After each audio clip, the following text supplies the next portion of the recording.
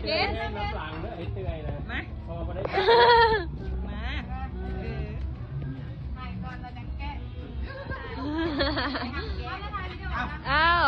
เจ้าอยู่ทางไหนจะไหนอ้าว1 2 3 ฮะได้นะวะเอา1 2บ้านชูโอเคไข่ได้วะไข่ได้วะปล่อยพรพ่อแม่แล้วพ่อแม่ก็ไข่พร้อมเลยนี่ลูกนี่พิเศษทุกปีลูกพี่ของขวัญชิ้นใหญ่ให้ที่เมย์ต้องเนี่ยใครบ้างข้างในมันมีอย่างใครบ้างป้าก็มีเจนงานเดรู้กล้องซูมว่ะลองทำ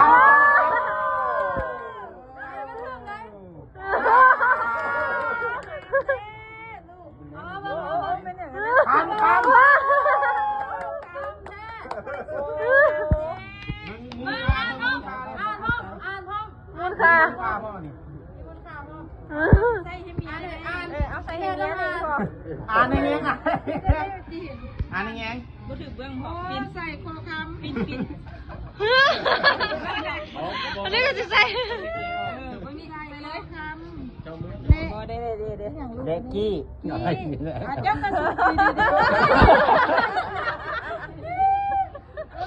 วัยรุ่นใจฮ้อนแต่ขอคำเล็กกี้1 บาทมีกี้1 บาทเล็กกี้แดงมูลค่า150,000 บาท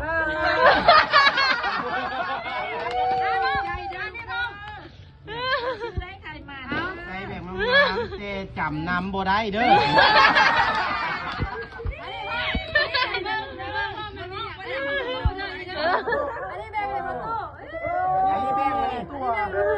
อันนี้แบกให้พ่อตู้อ่ะ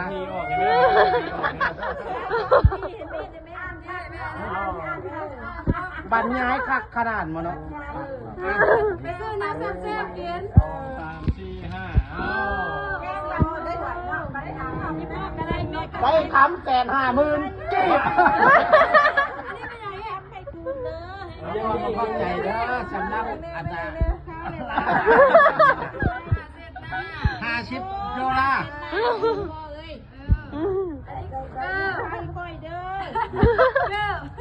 มีทั้งลูกทั้งเต้าทั้งลูกไฟลูกไฟอันนี้น่ะเข้าใจลายๆงามแบบนี้มีขายนะคะน้ำเบี้ยงเสงหัวสามโฆษณาบ้างเลยใครต้องการซื้อทักมาเลยสู้เข้าห้องคิวโอ้เป็นกระมวลโฆษณาเครื่องสีผ้าพร้อมเอาคนมาเข้าใจเพื่อนที่เราแห้งรวยเมื่อตะคนละลูกเต้าเด้อทั้งลูกทั้งหลานเด้อทั้งน้องทั้งลูกหน้าเบ้าหน้าสาวเสกกันดีไม่แห้งมาเด้ออันนี้ลบนี่เสียงกันพร้อมเลยเด้ออีบอว่าหัวแบบลักษณะบ่ค่อยบ่ใจเหมือนว่าเลย